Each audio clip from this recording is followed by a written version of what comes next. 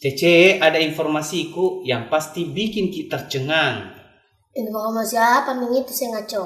Informasi tentang mahasiswa UNAS yang menyabet gelar juara di festival teknologi terbesar di Eropa. Wow, dahsyat mentong informasi kita, Cok.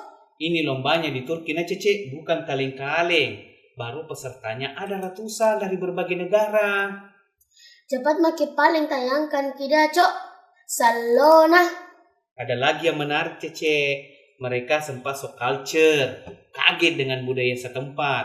Apalagi mereka sempat kesasar sampai di perbatasan negara tetangga. Hehehe.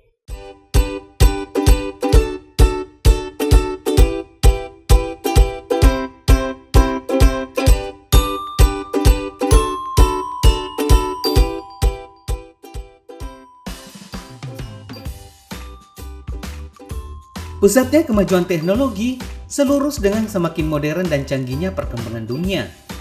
Dalam urusan teknologi, setiap waktu manusia harus beradaptasi dengan kecanggihan perkembangannya melalui berbagai inovasi yang tentu membawa manfaat untuk menunjang kinerja manusia itu sendiri.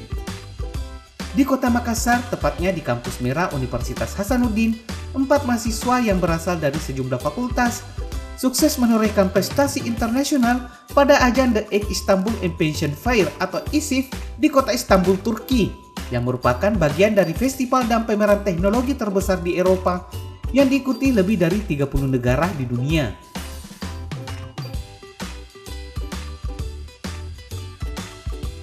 Keempat mahasiswa yang tergabung dalam tim navigator ini adalah Abdul Salam, Muhammad Ekal Sutrisna, Nurul Fatana, dan mereka dari Fakultas Teknik, serta Asri Anggreni dari Fakultas Pertanian. Melalui karyanya berupa aplikasi, terpilih melalui sebuah seleksi kurasi yang ketat dari pemerintah Indonesia untuk mewakili negaranya pada festival teknologi tersebut. Yang menarik, karyanya dalam pameran teknologi yang digelar akhir bulan April hingga awal bulan Mei baru-baru ini harus berkompetisi dengan ratusan karya dari ilmuwan dan saintis profesional dari berbagai negara di dunia, serta dihadiri langsung oleh Presiden Turki Recep Tayyip Erdogan. Ditemui oleh lingkar kreatif di salah satu pojok perpustakaan kampus UNAS Tamanandria, Abdul Salam, Nurul Fatana, serta Asri Anggriani mengisahkan pengalamannya dengan antusias saat berada di negara Turki.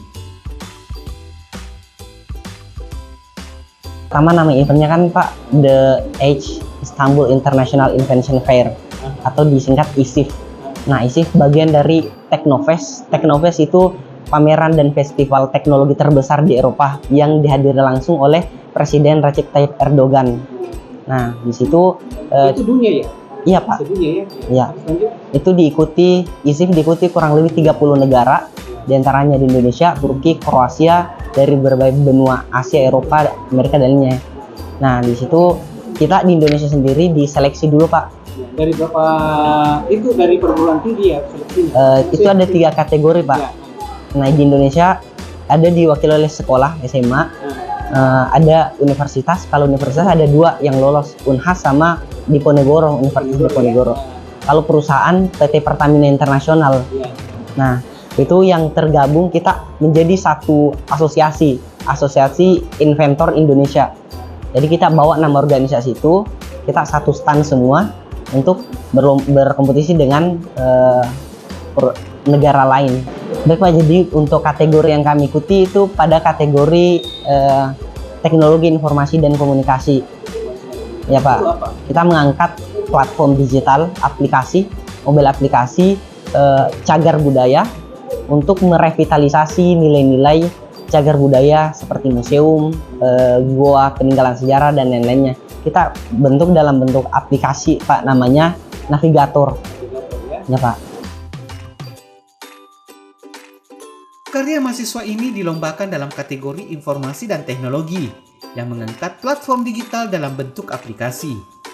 Aplikasi ini bernama Navigator yang menawarkan informasi secara digital tentang kearifan lokal di sejumlah daerah di Indonesia Timur, termasuk Sulawesi Selatan, seperti tradisi, kebudayaan, kuliner lokal, lokasi wisata, hingga penginapannya disertai dengan petunjuk arah. Yang membedakan dengan aplikasi serupa yang sudah ada, yakni disajikan visual 3 dimensi, yang terkemas dalam bentuk casual dan adventure. Kita unique value-nya adalah kita menawarkan dua mode dalam eksplorasi cagar budaya. Kalau aplikasi lainnya kan dia hanya mengantar kita sampai, contoh ngantar kita sampai depan Rotterdam misal. Nah, tapi kita masuk Rotterdamnya, kita nggak tahu tuh Pak, ini isi Rotterdam apa sih, objek-objeknya fungsinya apa. Tambah lagi kalau tidak inklusif atau tidak interaktif, kita kadang khususnya milenial atau anak-anak kurang tertarik baca lagi teks panjang.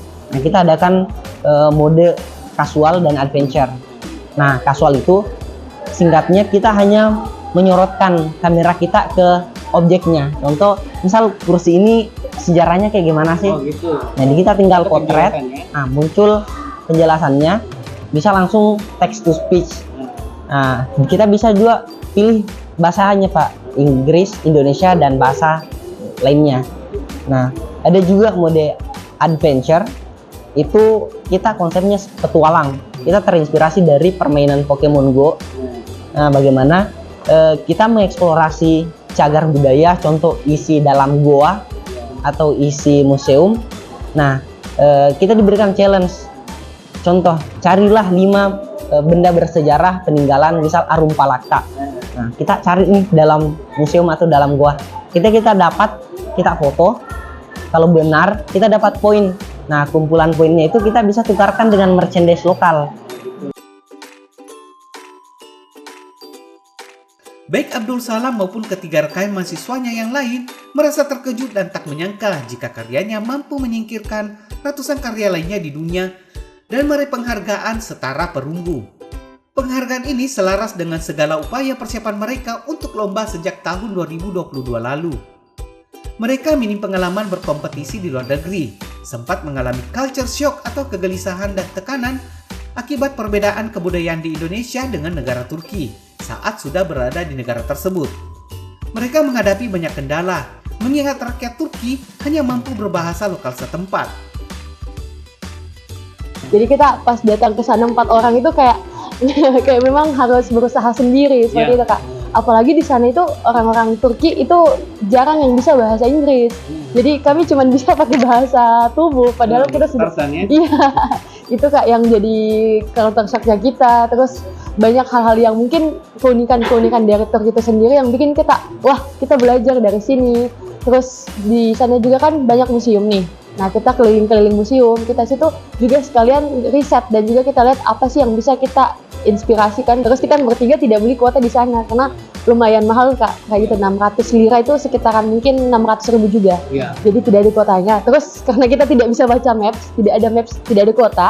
Jadi kita tersasar, kita naik bus, kita salah bus itu jam 12 malam. Itu jam 12 malam kita salah busnya itu sampai ke perbatasan Bulgaria Kak. Oh, sampai perbatasan. Iya, jadi tidak sempat masuk Bulgaria. Iya, alhamdulillah sudah ada yang sudah ada yang pegang tentaranya, yang pegang senjata itu. Bikin kita kayak, wah, dia sudah mau jadi apa ini di negaranya orang. Tidak ada kotanya juga, tidak ada yang bisa kita komunikasikan minta tolong, tidak ada. Jadi kita cuma modal translate. Dan lucunya waktu itu kita translate itu kita minta tolong ke bapaknya, Pak supirnya.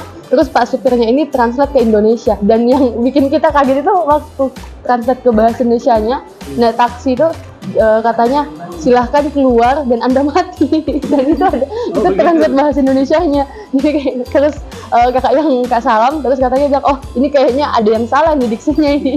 Tapi dari situ sudah takut, kenapa jangan-jangan kita sudah mau ini, kita sudah di perbatasan, terus sudah dengan bahasa yang seperti itu, kita siapa yang udah khawatir Kak, kita takut tidak pulang ke Indonesia.